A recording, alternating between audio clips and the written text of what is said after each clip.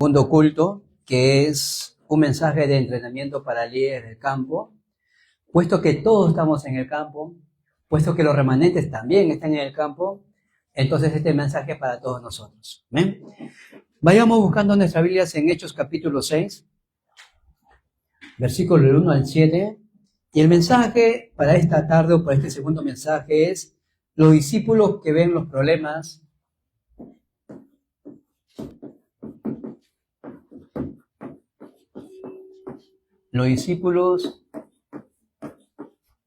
que ven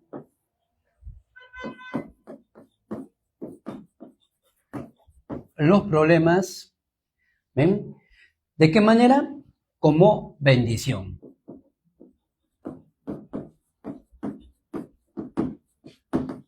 Vamos a leer Hechos 6, del 1 al 7.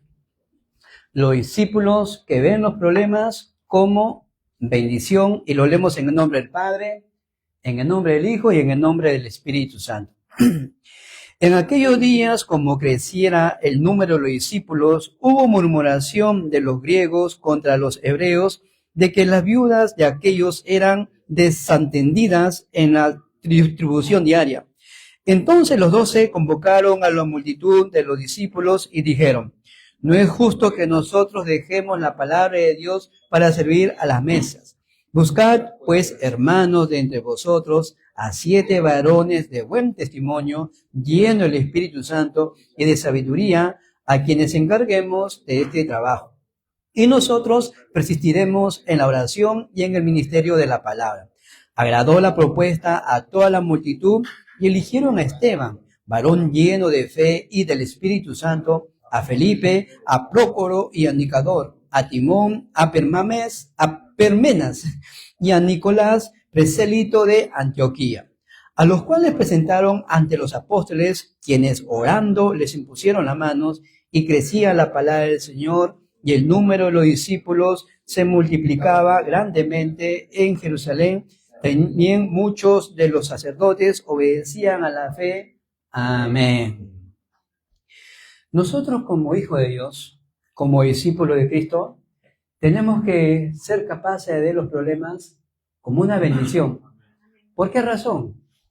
La respuesta es simple, porque la Biblia lo dice así. El Dios que nosotros tenemos, el Dios que nosotros creemos, dicho sea de paso, que es nuestro Padre, es un Dios de victoria. Es un Dios que hace todas las cosas posibles. Es un Dios realmente que nunca ha fallado en hacer cosas grandes en nuestras vidas. Dios nunca ha fallado en ese problema convertirlo en una bendición. Todo aquello que Satanás hace en nuestros caminos, todo aquello que Satanás produce en nuestras vidas, Dios siempre lo torna en una bendición. Por eso, en este mensaje, en este segundo mensaje, tenemos que ser capaces de ver esas bendiciones que están ocultas dentro del problema. Y quizás algunos se preguntan: pero pastor, ¿por qué dentro de los problemas? ¿Por qué los problemas se convierten en una bendición? ¿O por qué Dios ha reservado las respuestas dentro de las crisis o dentro de los conflictos? Y la respuesta es: porque esto no es para todos. Esto es para los escogidos de Dios. Esto es para los hijos de Dios. Por eso, no sé los conflictos que tengamos, no sé los problemas que tengan, pero una cosa sí estoy seguro: que ese problema se tornará en una bendición. Bendición. Porque somos un pueblo bendito. Somos un pueblo de gracia. Somos un pueblo escogido. Y vamos a ver nosotros los testigos. Vamos a ver nosotros a los 7 remanentes. Cuando hablamos nosotros de 7 remanentes, no significa que solamente haya 7 personas en las cuales Dios ha utilizado. No nos referimos de eso. Sino que nos referimos a 7 remanentes, 7 jóvenes que desde su pequeño, desde su infancia, ellos sabían y conocían su llamado. Conocían y sabían realmente quiénes eran ellos y qué es lo que ellos poseían. Por ejemplo, veamos nosotros José. José, desde muy pequeño, a la edad de 11 años, 11 o 12 años, su madre muere. Entonces queda a merced de sus madrastras y tenían sus hermanos también. Y estos hermanos, dice la palabra de Dios, que odiaban tanto a José a punto que quería matarlo. Es decir, José tenía problemas en la familia. Sus propios hermanos querían matarlo. Pero había algo que José tenía. Había algo que José disfrutaba. La Biblia dice, y Jehová estaba con José. ¿José qué disfrutaba? Emmanuel. Dios está conmigo. Aún en medio de los problemas familiares, Dios está conmigo. Si Jehová está conmigo, entonces todo está bien. Es ver las cosas de otra manera. Es ver los problemas desde otro punto de vista. Porque si nosotros nos concentramos en el problema, vamos a caer en nuestros propios prejuicios. Por esa razón, hay que ver los problemas, decía un pastor, mira tu problema desde otro lado de la vereda. Párate en otra vereda y contempla tu problema. Y mira realmente, ¿es realmente un problema? ¿Es realmente una gran crisis? ¿Es realmente un gran conflicto como para estar frustrado y preocupado? No. Si Jehová está conmigo, ¿qué puede hacer? ¿Amén? Por eso José disfrutó esto. Y yo lo bendigo para que los remanentes, desde muy pequeños, puedan disfrutar esta bendición de Emmanuel. Otro remanente que siempre estamos hablando, Moisés. Moisés no solamente se enfrentó ante el problema del país, sino que tenía un problema también en la sociedad. Miren, la misma sociedad, el mismo país que había sido liberado por la mano de Moisés, decían, Moisés, ¿para eso nos has sacado de Egipto? Y siempre comenzaban a murmurar y a criticar cuando no había que comer, cuando no había que tomar, cuando el sol en todo el desierto golpeaba sus vidas, tenían calor. Moisés, ¿para eso nos has sacado de Egipto? Hasta el punto que algunos de ellos comenzaban o querían irse encima de Moisés. Pero Moisés tenía algo diferente. Moisés tenía el secreto de la sangre. ¿De quién? Del Cordero. Eso tenía Moisés. La sangre del Cordero está en mi vida. Cristo, el Cordero de Dios, derramó su sangre por nosotros, nos limpió de todo pecado y somos completamente libres. Lo que pueda haber problema en la sociedad no me afecta. Porque la sociedad, con sus problemas y sus afanes, siempre van a estar. ¿O no? Hasta el día que nosotros vayamos a la presencia de Dios, siempre nos vamos a entrar o siempre vamos a encontrar problemas dentro de la sociedad. Y eso no es un motivo para desanimarnos. Eso no es un motivo para estar desilusionados. Eso no es un motivo para estar frustrados porque Dios nos da un pacto, Dios nos da un secreto, una promesa. Aférrate al sacrificio de la sangre del Cordero. Aférrate a ese sacrificio y todas las cosas serán quebrantados. ¿Eh? También había otro hombre quien tenía problemas. Miren, Samuel. ¿Dónde tenía problemas Samuel? Dentro de la iglesia, dentro del templo. Por aquellos días, dice la palabra de Dios, que escaseaba la palabra de Dios. Quiere decir que el templo o la iglesia sabía o no estaba enfocado en su misión. Porque aún el sacerdote Elí, con todos sus hijos, no predicaban el evangelio. Todo lo contrario, los hijos del sacerdote Elí hacían cosas incorrectas delante de la presencia de Dios. Por eso es que Elí vivía su vida atemorizado, con temor, creyendo que Dios lo iba a castigar. Entonces Elí presentaba sacrificios por la desobediencia de sus hijos. Es decir, Elí estaba llevando una vida religiosa. Qué triste es. Pero miren, ¿a qué palabras se aferró Samuel? Él dormía siempre al costado del arca. Al costado del arca del pacto. Y en el arca del pacto, ¿qué contenía? ¿Qué había? Estaban las tablas de piedra. Estaban las varas de Aarón. Y estaba el maná, la palabra, el poder y la providencia. Samuel se aferró a esto. Por eso que la palabra dice que en el tiempo de Samuel ninguna de sus palabras cayó a tierra. Ninguna de sus palabras, sino que la palabra de Dios prevalecía. Entonces la iglesia o el templo cobró vida, fuerza, a través de la palabra de Dios. ¿Me están escuchando, remanentes? El otro remanente, David. David, un hombre conforme al corazón de Dios. Otra persona que la Biblia diga acerca de David esto, no lo hay. Solamente David dice esto. Un hombre en quien tiene un corazón conforme al corazón de Dios. Y David no solamente se enfrentó al problema de la familia, porque su hijo Absalón lo buscaba para matarlo. Mire, su propio hijo lo buscaba para matarlo. Tenía un problema en el país, tenía un problema en la sociedad. ¿Qué harían ustedes si ustedes fueran David? Wow, mi familia me está buscando para matarme, mi propio hijo me busca para matarme. El país entero se ha levantado contra mí. La sociedad se levanta contra mí. Pero David dijo, Jehová es mi pastor, nada me faltará. ¿A qué se aferró David? David se aferró a lo que se aferró Samuel, al arca y al templo. Miren la gran diferencia. El arca y el templo, el culto a Dios. El culto lo es todo, por eso yo los bendigo a ustedes, hermanos, porque están dando el culto a Dios. Los hermanos que están en las redes sociales, los bendigo para que esta gracia sea abundante en sus vidas. Amén. Y no solamente eso, sino miremos nosotros el remanente Eliseo. Había un problema de la idolatría. Acab, con su esposa Jezabel, estaban buscando a los profetas para matarlos.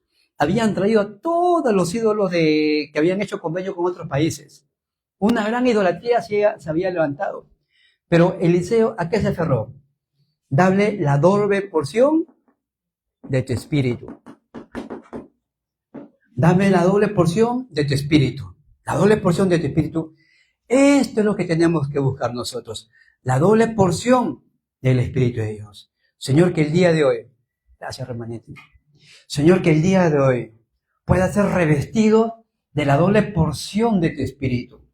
Que sea revestido de la doble gracia el día de hoy.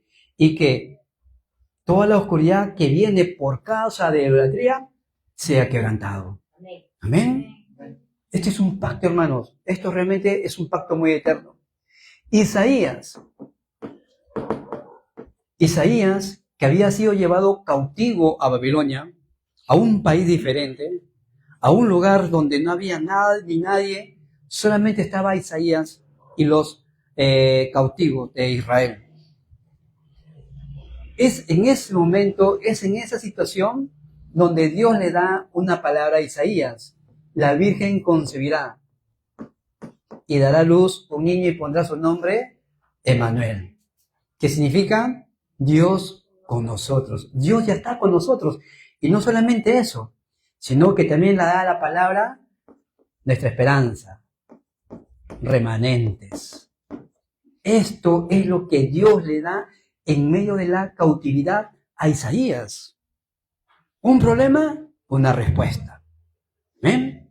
Y por último, el remanente Pablo. Tenía un problema del país, había sido colonizado. ¿Por quién? Por Roma. Roma había colonizado por completo Israel. Pero, ¿qué es lo que dijo Pablo? Ya no vivo yo, mas Cristo vive en mí. Gálatas 2:20. Entonces, miren, ¿con quién de estos remanentes nosotros nos sentimos representados o identificados? ¿Con quién de estos remanentes? ¿Acaso tengo problemas en mi familia? Mi padre, mi madre, mis hermanos no me entienden, pastor, no me comprenden, pastor. ¿Qué hago? David dijo, aunque mi padre y mi madre me dejaran, con todo Jehová no me dejará. Amén. Seguridad. O quizás tengo problemas, Señor, en la sociedad, mis amigos no me quieren, mis amigos siempre me rechazan, mis amigos no me aceptan como soy y tengo que adaptarme a sus costumbres para que sea aceptado. Remanente sobre todo. Porque le digo esto porque yo también he sido de su edad. Y muchas veces he querido o he complacido a mis amigos para ser ¿qué? Aceptado en el círculo de mis amigos en la sociedad. Pero no se imaginan ustedes los problemas que me he metido por aceptar eso. Pues los remanentes no se adapten a la sociedad, sino ustedes transciendan la sociedad con el pacto, el sacrificio de la sangre. El sacrificio de la sangre es muy poderoso. Amén, remanentes. Los bendigo para que este pacto sea su pacto eterno para toda su vida. Amén. Quizás problemas en la iglesia, lo que está sucediendo hoy en día. Sí, también. ¿Por qué no hay iglesia perfecta? ¿O habla de iglesia perfecta? No hay iglesia perfecta. ¿La iglesia perfecta dónde está? En el cielo. Cuando vayamos al cielo, ahí va a ser color de rosas todo. Amén o no amén. Ahí vamos a ser felices. Ahí vamos a estar. El apóstol Juan dice, en aquel entonces seremos como Él es. ¿Por qué razón? Porque le veremos cara a cara. Ahí seremos perfectos. Ahí será la iglesia perfecta, pero mientras estemos en este mundo, va a haber cosas. Entonces, el arca es lo importante. La palabra, la autoridad, la providencia, eso me basta. Eso es todo. Entonces, veo un problema, en medio del problema, me aferro a un pacto. ¿A qué pacto nos vamos a aferrar dentro del problema? Y es en estos conflictos, es en esta crisis donde estaban los discípulos. Hemos leído Hechos capítulo 6, pero estos discípulos no estaban en esas circunstancias o en estos ambientes de cualquier manera. ¿Con qué actitud estaban? Miren el versículo 4. Dice, nosotros persistiremos en la oración y en el ministerio de la palabra. Ahí estaban los discípulos. En el ministerio de la oración y la palabra. ¿Y qué hacía esto? Esto producía que ellos estén llenos del Espíritu Santo y también de sabiduría. Esos son los discípulos. Sin embargo, aquellas personas, entramos en el desarrollo, aquellas personas que perseguían a los discípulos, ellos usaban su poder. Pero era un poder ¿de qué? Un poder del mundo. Este poder que hacía, este poder ellos usaban, es decir, las personas que estaban en contra del movimiento del evangelismo, en contra de los discípulos, usaban este poder para matar a los discípulos. No solamente para matarlos, sino también para llevarlos presos. Esto era la situación de los discípulos.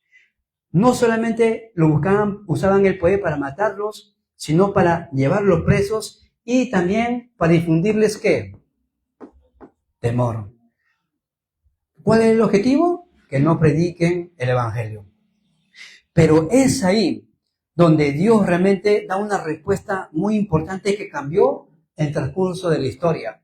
Es ahí donde Dios realmente da una palabra muy importante que cambia realmente el transcurso de la historia. ¿Quiénes se levantaron ahí?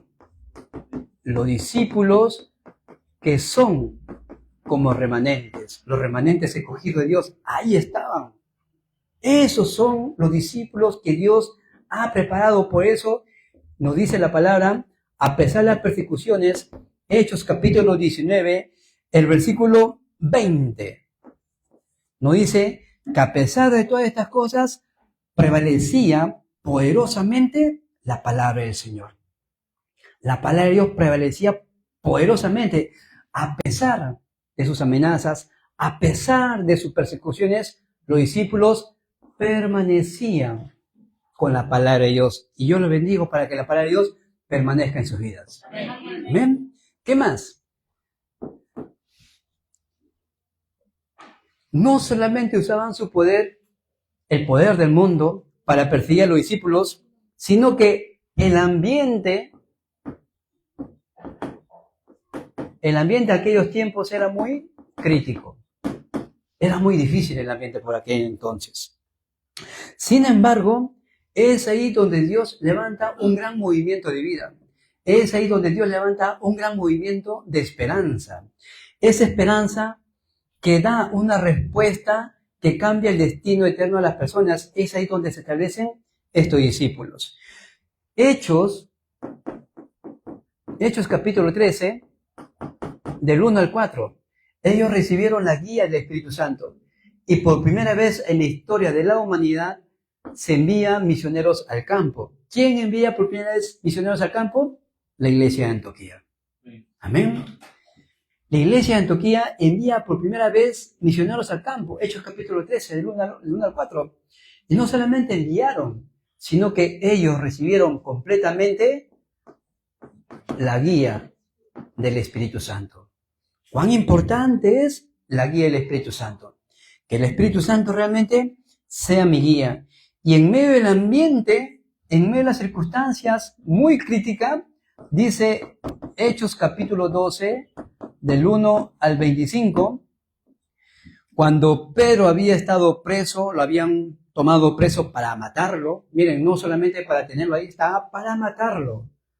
La iglesia hacía oración. Cuán importante es que la iglesia se una para orar los unos por los otros. La iglesia hacía oración por Pedro. Eso es lo que tenemos que hacer nosotros. Oración en todo tiempo. Y aquí es donde Pablo fue comisionado. El discípulo de la era. Un ambiente crítico, recibió la guía del Espíritu Santo, oración, y se fue comisionado el primer misionero de la era. La pregunta es, ¿qué problemas tenemos nosotros? ¿Cuál es tu problema? ¿Tienes un problema? Busca tu respuesta. ¿Tienes un conflicto? Busca tu renuevo. ¿Tienes una crisis? Busca la oportunidad. No hay nada que nos podamos desanimar, porque ya todo está preparado, hermanos. ¿Amén? Amén. Todo ya está resuelto. Aunque los discípulos estaban siendo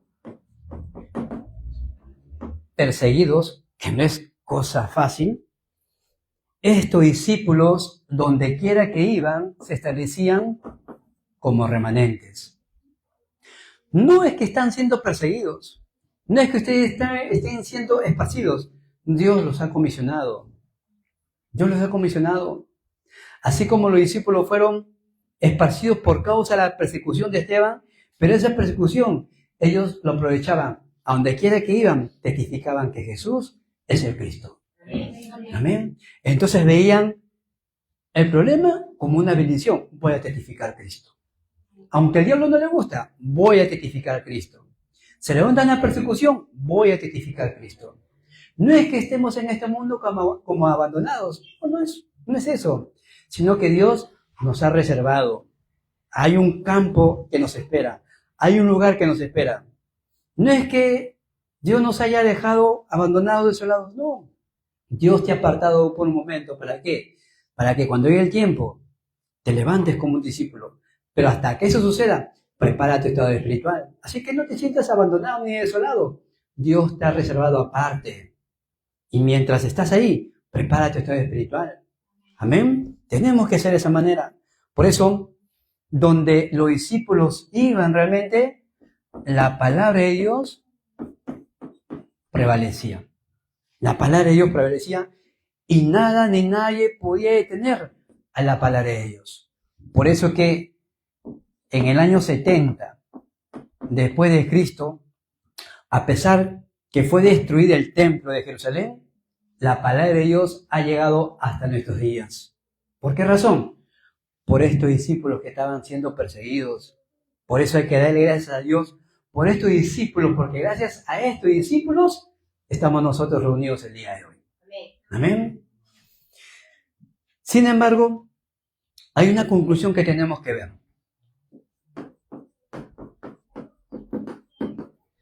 ¿Qué tenemos que ver nosotros en esta conclusión? Primero, por nada seamos nosotros engañados.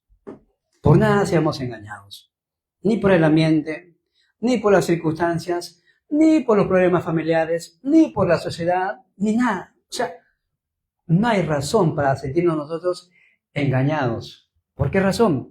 Porque Dios nos ha dado el respaldo del trono. ¿Y quién está en el trono? Dios mismo está en el trono. Si Dios está conmigo, no hay razón para dejarme engañar. No hay razón. Dios está conmigo. Es estar consciente de esto. Estar persuadido de esta realidad. No es algo que...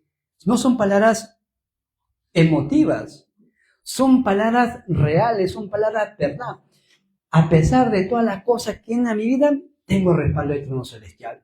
Dios nos ha dado realmente este gran respaldo. Por eso no es dejarnos engañar por la verdad. ¿Qué verdad? La verdad del mundo. ¿Qué te dice el mundo? Oye, ¿y así eres hijo de Dios? No. ¿Dónde está tu Dios? ¿Mi Dios? Cuando dicen ¿dónde está Dios? Dios siempre está en el lugar donde debe estar. En el trono. Ahí está Dios con toda la sabiduría del trono celestial. Ahí está Dios tomando el control absoluto de nuestras vidas. ¿Dónde está tu Dios? Mi Dios está en el lugar donde está, en el lugar donde Él está, en el centro de mi corazón. La pregunta es, ¿dónde estamos nosotros o dónde estás tú? Esa es la correcta. Por eso, remanentes, no se dejen engañar por la verdad del mundo. Tenemos una verdad absoluta. Jesús es el Cristo. Amén. Por eso, tenemos nosotros una realidad. Una realidad espiritual. Esta realidad espiritual, dos maneras para verlo. La verdadera realidad espiritual de los no creyentes, que trae ¿qué? Trae desastres. Esta es la realidad espiritual de los no creyentes. Pero una realidad espiritual de los creyentes, ¿cuál es? Es una realidad que trae bendición. Esta es nuestra verdadera realidad. Por eso, abramos nuestros ojos y seamos capaces de ver nuestra realidad espiritual. Trae bendición. Yo estaré contigo todos los días hasta el final del mundo. Esa es nuestra promesa. Ese es nuestro pacto. Seamos esos discípulos que son capaces de ver los problemas como una bendición. Ejemplo, hay muchos. He puesto 7 nada más. ¿Amén? Así que remanentes, hermanos, líderes, los bendigo para que sea una semana llena de evidencias. Los bendigo para que sea una semana llena de respuestas. No importa los problemas que puedan venir. No son problemas, son evidencias. No son crisis, son oportunidades. No es conflicto, es un tiempo de renovarnos. Vamos a renovarnos. Amén. Dios les bendiga y Dios los guarde. Vamos a orar. Padre, en el nombre de Jesucristo te damos las gracias por este día. Gracias por tu palabra, Señor. Gracias por esta tremenda bendición de tu palabra, que es real a nosotros. Padre, que esta palabra se cumpla en nuestras vidas perfectamente y se levanten las obras del trono celestial en esta semana en nuestras vidas, en nuestra familia y en nuestra posteridad. Oramos en el nombre de Jesucristo. Amén. Amén, hermanos. Dios les bendiga.